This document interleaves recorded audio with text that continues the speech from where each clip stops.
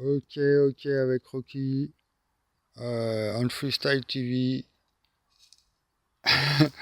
On est avec Tornada aussi, devant le Canigou, mardi 16 décembre 2025. Euh, fin de guérison en cours. On arrive au niveau de la crête du coq, hein, comme j'expliquais, avec le bec, c'est les dents, et la crête, c'est notre crête de cheveux. Et donc là, la question où on en est en fait au niveau de l'expérience médicale, je fais toujours un peu une intro là-dessus parce que c'est ça qui est important. Mais je vais vous parler d'autre chose dans cette vidéo. Je vais vous parler de conception bioclimatique et de permaculture et d'énergie renouvelable. Donc du coup, oui, la problématique pour finir l'intro médicale, c'est quel lien existe-t-il entre la crête du coq et le cuir chevelu, et puis les dents et le bec. Euh, voilà. Et apparemment, c'est la même fonction, hein, qui est à l'origine du mouvement, même du corps, hein, qui est vraiment quelque chose de très fondamental au niveau de la matière. Voilà pour la découverte physiologique. Mais bon, voilà, moi je suis arrivé, tout ça, il y a eu tout un parcours pendant 30 ans dans toutes les sciences et puis aussi dans le concret. Donc ça, ce que j'ai fait, donc là j'ai un peu arrangé les extérieurs. J'ai viré un peu toutes les planches, j'ai fait une zone à... euh, donc il n'est pas tout à fait terminé, donc je l'ai commencé quand je me suis fait expulser du gros squat ici, c'était en février 2021, j'avais la caravane en dessous, après j'ai mis la caravane là, et au mois d'août 2022, donc c'était février 2022, je me fais expulser, août 2022, j'avais la caravane, je commence à construire le casotte devant la caravane, 2 ans plus tard je vire la caravane, je finis le casotte, la caravane elle s'est transformée en remorque, pour transporter mon bambou et tout à la déchette. Donc du coup j'en ai racheté une autre là récemment à la rentrée, millésimée 1971. Faut que je la retape.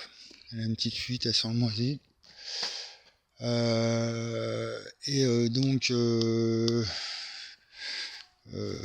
J'ai plus de camion, je l'ai vendu, il est parti au Congo. Et donc là, en fait, le projet, il faudrait que je fasse un crowdfunding. Et puis il me faut un vrai soutien aussi juridique, tout ça.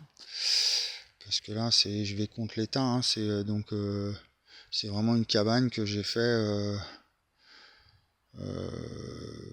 pendant la période des lois anti-cabanisation, donc 2017, c'était cette époque-là, donc moi je l'ai commencé quelques années plus tard, mais dans cet esprit-là, vraiment pour dire que non, il faut pas aller contre la construction écologique. Bref, tout ça c'est un long débat. Donc là, en fait, je veux faire une expérience parce que voilà ce que j'ai remarqué. Donc là, on part dans la vidéo. J'ai remarqué avec mon petit laboratoire photovoltaïque que l'hiver, en fait, donc l'inclinaison au soleil, c'est pas la même parce que en fonction de la saison, l'inclinaison diffère, hein. C'est-à-dire le soleil, il descend dans l'axe vers l'horizon. Et puis il y a aussi le matin et le soir, donc l'inclinaison de la journée, donc celle de l'année et puis celle de la journée. Donc ça fait une inclinaison horizontale et puis sur l'axe axial vertical. Donc si on concept, donc moi l'idée en fait c'est de faire une expérience vraiment scientifique avec le protocole, c'est-à-dire que deux centrales photovoltaïques, une centrale, donc l'idée c'est de les mettre à côté du poteau parce qu'il y a un poteau qui passe chez moi. Logiquement je devrais être relié dessus, mais justement moi le but c'est on verra, mais c'est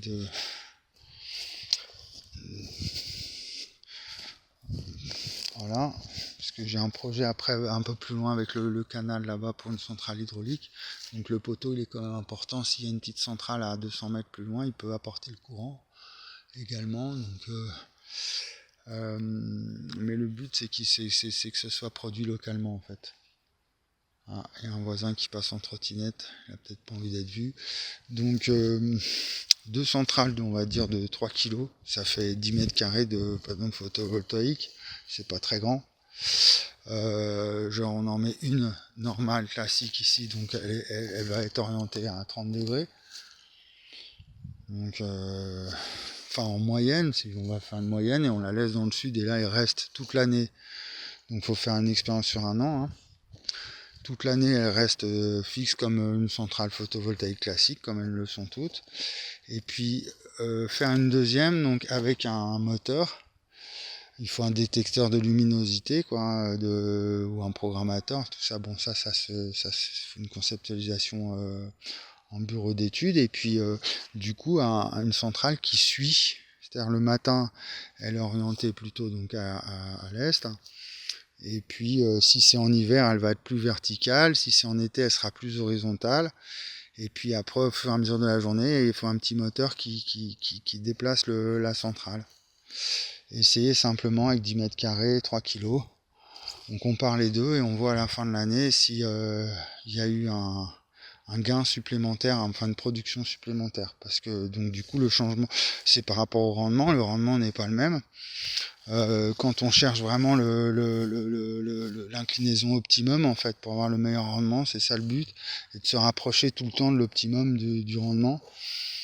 Et de voir s'il y a vraiment une différence, et après il suffirait de faire si c'est une différence significative, après sur les milliers d'hectares, les millions même d'hectares qui sont déjà installés, on pourrait voir la perte juste parce que les centrales photovoltaïques sont statiques en fait. Et elles suivent pas l'inclinaison optimum de la lumière du soleil. Voilà pour l'idée. Donc ça fait une petite vidéo écho. Donc là le projet c'est que bon, je résiste là tant que mes cheveux c'est pas encore fini, je résiste. Et puis après c'est que une fois que tous les cheveux sont là, c'est d'essayer d'accompagner cette guérison pour la santé, donc pour les mathématiques, pour les sciences, mais donc ça va être aussi pour l'organisation sociale, tout ce qui est l'économie aussi. Et donc c'est un problème politique, mais bon c'est parti un peu de là tout ça. Donc après c'est parce que c'est vrai que en 2011 j'étais en procès déjà avec la ville où j'habitais sur un projet d'éco-quartier. Et j'écrivais des lettres au juge déjà à l'époque sur l'autonomie énergétique. Et ce mot-là, je me suis rendu compte avec les années, c'était en 2011, il y avait déjà les indignés à l'époque, que les autonomistes, ils sont considérés par l'État actuel, par le gouvernement, comme des terroristes.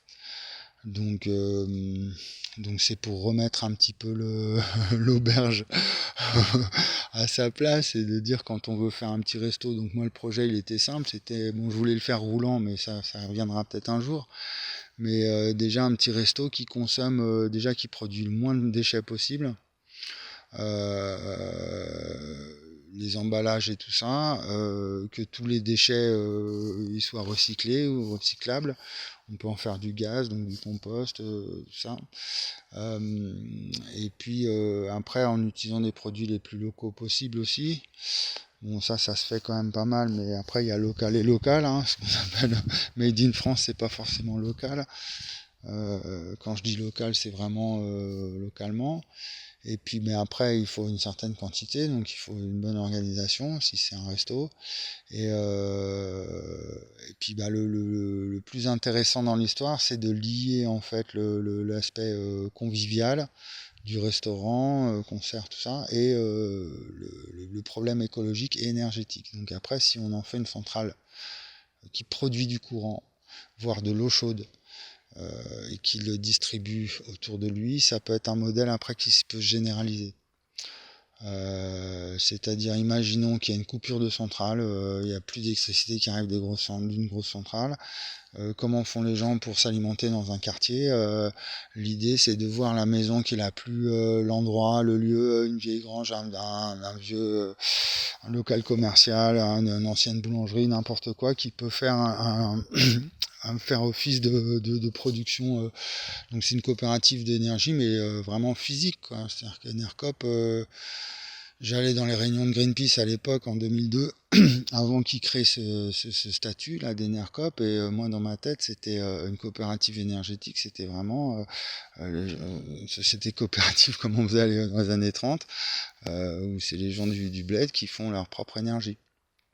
Donc, mais on voit bien avec Nord Stream, Poutine, tout ça, c'est pas du tout dans les intérêts des États-nations et de l'économie politique en général. Enfin, du coup, voilà, ça fait un problème politique.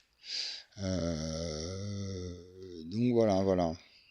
Donc l'expérience, c'est des sciences, donc là c'est une expérience scientifique, mais la science aussi, elle est pas neutre, hein, je suis désolé. Donc peut-être faire un crowdfunding, quelque chose, parce qu'en ce moment je cherche quand même à améliorer, à avancer quand même. Donc parce qu'on approche de la fin de guérison. Donc du coup financer les 2 centrales, ouais, juste les centrales, comme ça moi après le reste, moi je continue ma petite débrouille, hein. C'est beaucoup de récup, c'est du bricolage, bon j'avance à petits pas, mais là il reste plus qu'à boucher quasiment, tous les planchers, toute l'isolation a été faite, le toit, le plancher, il y a des trous à boucher dedans. Donc voilà. Et on va attaquer peut-être des nouvelles constructions mais avec du bambou cette fois-ci. Mais bon, j'attends vraiment d'avoir tous mes cheveux avant de continuer de m'agrandir, parce que c'est déjà super tendu. Et puis il faut légaliser de toute façon. Après, avec l'État, ça peut pas durer ad vitam aeternam. Donc c'est pour ça, je me dis, si je suis crédible, c'est-à-dire si les gens ils se disent ouais, pourquoi pas, derrière il y avait un projet, ça date de 2018, d'électrocaryote et d'électrocazote. Donc ça c'est plutôt pour retaper les petits cazotes qu'il y a en montagne partout, parce qu'avant ici les montagnes étaient cultivées, il y avait des terrasses de partout là jusqu'en haut. Et les gens habitaient en montagne, la plupart, un peu partout en France c'était comme ça. Et il y avait plus d'habitants en montagne qui étaient autonomes justement. Donc de voir comment, imaginons que ce soit en montagne, il a sa centrale il a sa centrale énergétique, donc après on peut faire du biogaz aussi, hein, de la cogénération, on peut faire plein de choses, enfin de l'énergie hydraulique, tout ça on peut le faire sous plusieurs formes. Et puis après, l'idée c'est de sortir du gros tracteur agricole qui vaut 200 000 balles, qui consomme à fond et tout, et donc utiliser peut-être des matériaux électriques, des petites passerelles électriques. Bon, c'est déjà à moitié électrique ces passerelles, mais une petite carriote qu'on recharge le soir sur la centrale, ou alors qui elle-même peut recharger un petit cazote aussi, si en la tractant elle peut accumuler qu'elle soit réversible en fait, soit elle produit de l'énergie, soit elle en consomme. Hybride, je sais pas comment on dit. Bon voilà, c'est des projets d'avenir pour aller vers l'innovation, ouais, le progrès. Mais pour l'instant j'ai un groupe électrogène, je suis comme tout le monde un peu, j'ai un panneau solaire, basta. Mais après c'est des projets qui se lancent après à long terme. Comme quand on plante un arbre, hein, on est parti pour 10 ou 20 ans. Donc on va dire que là je plante un petit peu. Donc là c'est le résultat de 20 ans de lutte, ouais, vraiment de dire bon, si on est en France, c'est la liberté, égalité, fraternité. Si j'estime que mon droit il est légitime, il est peut-être illégal, donc c'est ça le principe de la désobéissance civile. Donc par action non violente, c'est quand même ça le principe aussi. Et moi je fais ça à visage découvert, voilà, par action non violente, comme ça au moins bon, j'assume, mais bon c'est vrai qu'après on se retrouve vite tout seul dans cette lutte. Mais le résultat il est là, donc 20 ans 20-30 ans quoi, où le problème de l'écologie s'est vraiment renforcé dans la conscience collective. Et après, bon, ça c'est une serre qui est pas, il faut mettre du polycarbonate ou des vitres, ou parce que le plastique ça a pas tenu avec la tramontane. une petite serre, et puis voilà. Donc après, produire localement, j'ai fait un petit peu de perma vite fait à droite à gauche, parfois par-ci par-là, des patates, des tomates, mais euh,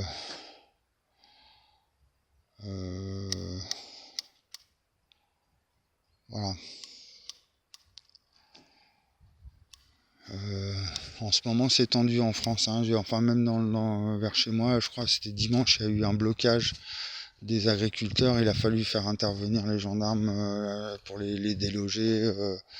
Donc le problème agricole, il est tendu. Pour moi, c'est la solution. Enfin, ça fait depuis 2007 que à l'époque, j'ai fait une formation importante et avec une étude de faisabilité sur la collecte des déchets fermentescibles. Pour moi, tout le problème est là, hein. Vous allez dans une déchetterie, il faut regarder dans les poubelles. Tant qu'on est dans une économie comme ça, linéaire, qui extrait, qui est à fond sur l'extraction, on fait des guerres pour ça. Après, il y a toute la transformation, la chaîne industrielle, et puis après, il y a le déchet. Euh, un déchet qui pollue, donc du coup qui dégrade l'environnement. On n'est pas dans la nature, on n'est pas en phase.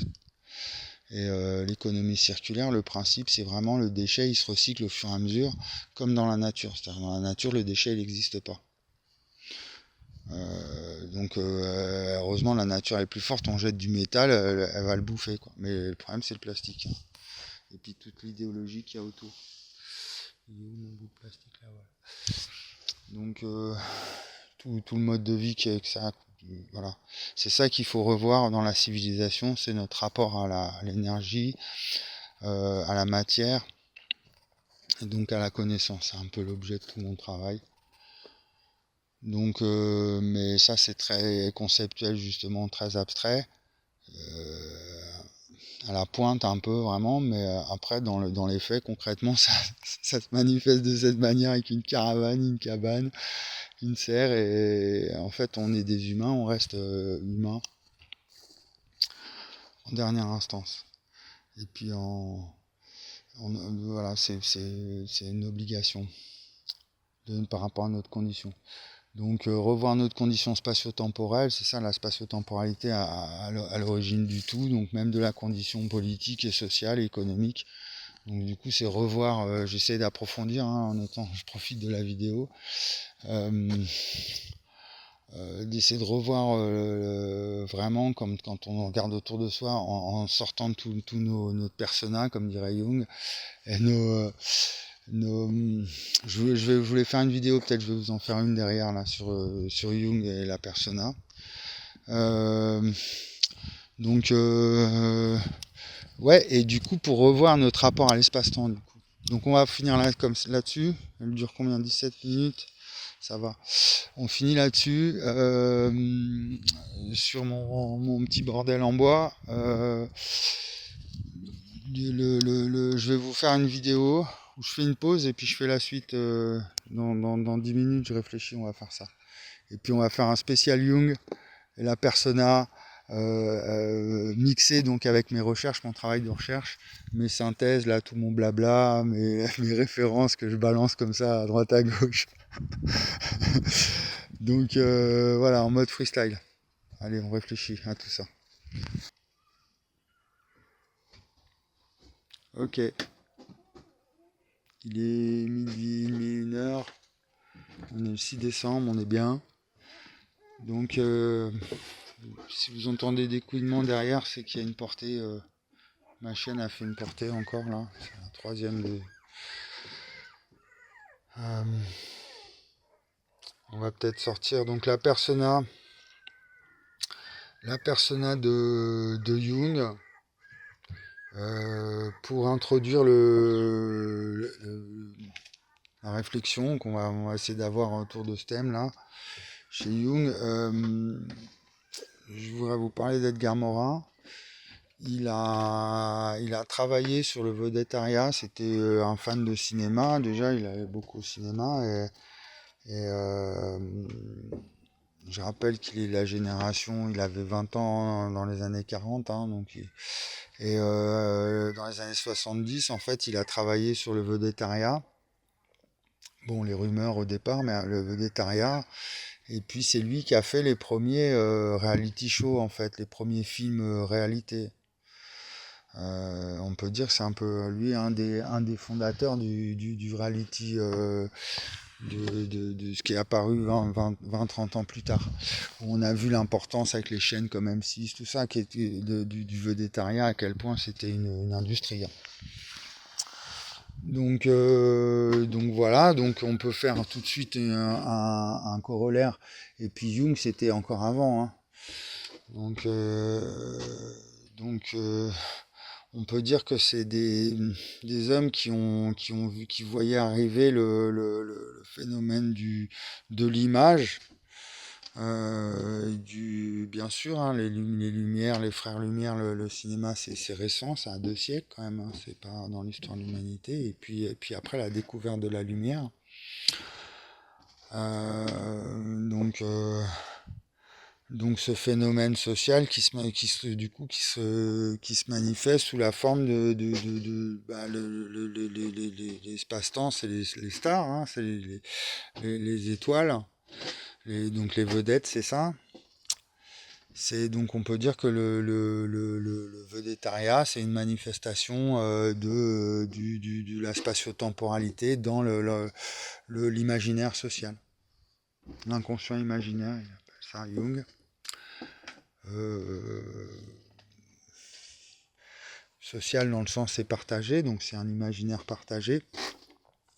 Et puis plus en amont, de toute façon il y avait la mythologie, hein, et puis les divinités.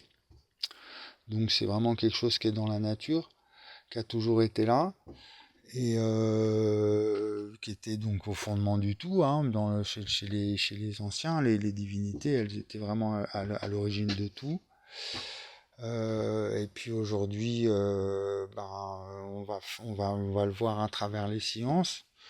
On va tout expliquer, donc ça devient une divinité, la science, c'est ça où ça devient un petit peu ambigu parfois. On va dire mais non, aujourd'hui la divinité elle sert à rien parce que y a les sciences qui peuvent tout t'expliquer, donc ça sert plus à rien de croire, voilà, ce genre de dérive. Donc non, c'est 2 choses bien différentes, les sciences, la divinité, et puis le rapport des humains entre eux. Il y a aussi toute une sagesse, toute une morale. Et donc du coup, cette spatio-temporalité au fondement du tout, c'est vrai elle peut nous conduire. J'avais terminé ma vidéo précédente de cette manière, parce que je les réécoute quand même pour essayer de savoir ce que je raconte au fur et à mesure, tenir le fil du discours. Donc, qu'est-ce que je disais que ouais, il y a un lien, il y a oui, voilà, cette spatio-temporalité au fondement du tout, elle explique tout, elle peut tout rationaliser, donc de manière très scientifique justement, et puis en même temps, elle peut nous plonger dans la confusion la plus totale, ou dans des croyances de toute forme. Donc ce serait cette cause structurelle d'auto-organiser, d'émergence, donc des concepts, tous les concepts de la complexité, hein, la nature de cette complexité chez Morin, elle serait strictement spatio-temporelle. Et du coup, bon, pour Jung, ça nous éclaire dans le sens où lui, il prévoyait effectivement ce rapport au collectif qui est avec les médias, la radio, la télé, qui arrivait à l'époque, qui allait transformer vraiment notre rapport au monde, et en l'élargissant et puis en le rendant plus, et puis en même temps en approfondissant. On améliore notre communication, et donc du coup, la frontière, elle est fine. À partir du moment où on est tout le temps connecté, tout le temps joignable, tout le temps entre notre personnage public, donc la persona chez Jung, c'est-à-dire notre statut, notre rôle social, hein, ce qu'on appelle en sociologie, et où tous les rôles qu'on peut endosser dans la société. Et puis notre être intérieur, et là on est dans le spirituel, dans l'intériorité. Et puis aussi dans le politique, c'est-à-dire la qualité de nos vies. Euh, donc il y a un choc qui se passe entre ces deux mondes, on va dire, ces deux mondes qui sont c'est le monde de la matière vraiment, où là c'est notre corps, hein, qui va nous dire tu t'appelles, t'as un numéro de sécu, t'as voilà, un compte en banque, des devoirs, des droits et des devoirs. Donc ça c'est le corps. Et l'esprit, lui, il est en contact avec l'éternité, voilà, et le réel pur. Donc ça fait deux mondes qui sont en juxtaposition, que genre on va appeler dans deux univers où c'est le dédoublement du temps ou des choses comme ça. Mais c'est simplement l'effet de la spatio-temporalité, hein, c'est l'espace sur lui-même qui est en mouvement, qui se déplace du fait du temps, à cause du temps. Donc il y a une fonction voilà, uniforme. Enfin uniforme justement, qui fait la forme, qui définit la forme. Donc et du coup, tant qu'on n'a pas les mots pour décrire cette structure organisatrice, éco-organisatrice. Donc c'est un terme qu'emploie Morin, hein, l'auto-éco-organisation. En même temps, ça peut venir de l'intérieur et de l'extérieur. Et après, c'est la relation entre les deux. Donc c'est ça qu'on n'arrivait pas, qu'on appelle complexité aujourd'hui, mais voilà, qu'il fallait vraiment comprendre la complexité de quoi.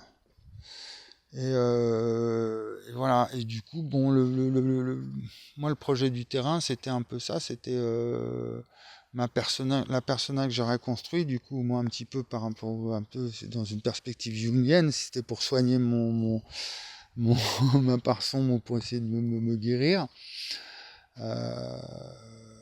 J'ai essayé d'agir en phase avec le réel. Si vraiment il y avait réchauffement, il y avait crise climatique, il y avait crise économique ou quoi que ce soit, comment l'humain il a fait pour survivre pendant des milliers d'années, des millions d'années, des centaines de milliers d'années comme ça sur Terre, alors qu'il n'y avait pas d'électricité, pas de shampoing L'Oréal, pas de téléphone portable, rien du tout.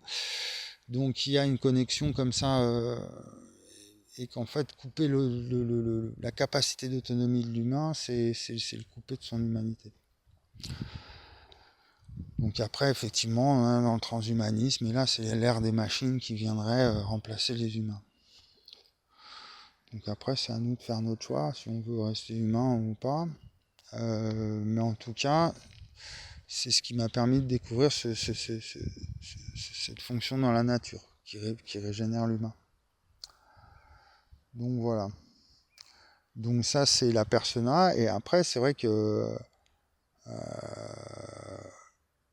on a tous une intériorité du vécu, avec des choses qui nous appartiennent, qui nous sont propres, qui sont strictement impossibles à partager.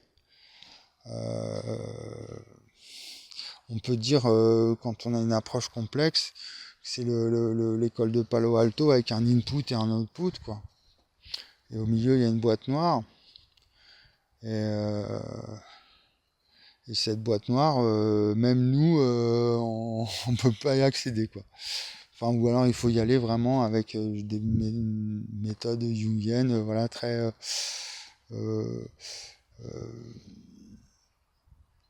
par la conscience, justement. C'est pour ça que Jung, justement, plébiscite la conscience, de faire intervenir la conscience, parce qu'il part du principe qu'il y a une force supérieure qui nous gouverne.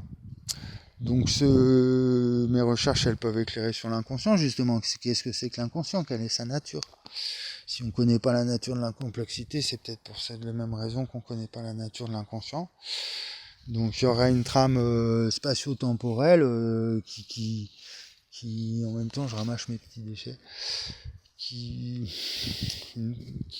qui détermine le réel et même le mouvement, si c'est la cause du mouvement, il faut voir. Et si on n'avait pas les mots, on n'a pas la culture, on n'a pas identifié le problème, là où il se situe, et ben on pouvait pas aller plus loin dans la connaissance et dans la résolution des problèmes. Donc voilà. Donc chaque problème a sa solution. S'il y a vraiment une crise climatique qui met en péril la civilisation, il n'y a pas de raison que l'humain ne trouve pas de solution par lui-même qui pérennise l'humain plutôt qu'il y ait une forme d'autodestruction. Et là, c'est clairement ce qui se passe quand même. Donc, après, il y a toujours eu des guerres, tout ça, mais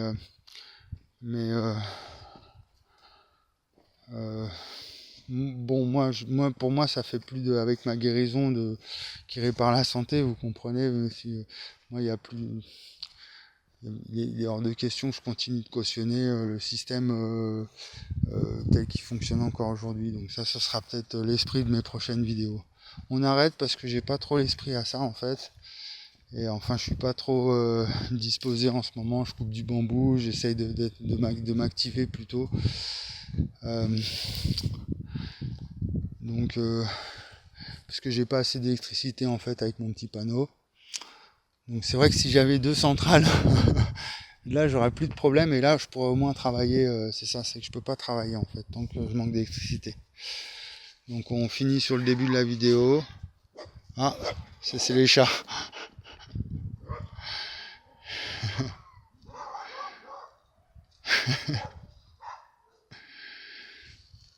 Donc on finit sur les chats et les chiens. Oui, donc je peux pas reprendre mes recherches depuis 4 ans maintenant. Parce que je suis pas connecté au réseau. Et donc si je pouvais faire mon expérience des 2 centrales, l'une orientée, l'une optimisée et l'autre statique, pour voir s'il y a une vraie perte de rendement au final. Et du coup, si on fait ça, cross-funding,